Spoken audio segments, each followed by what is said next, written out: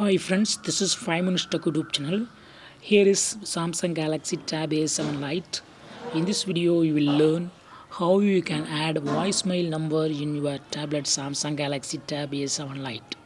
First of all, go to call button and go to these three vertical dots. Now click on speed dial numbers and here by default for number 1 voicemail will be set. If you want to add number to the voicemail, click on voicemail here and click on add number here and click on voicemail number here and input your number. Here I would like to just input this number. Okay, it says that voicemail number changed. Click OK.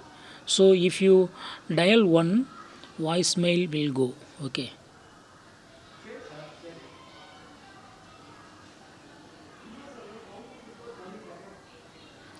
you have to long press number 1 and voicemail will be called. Okay,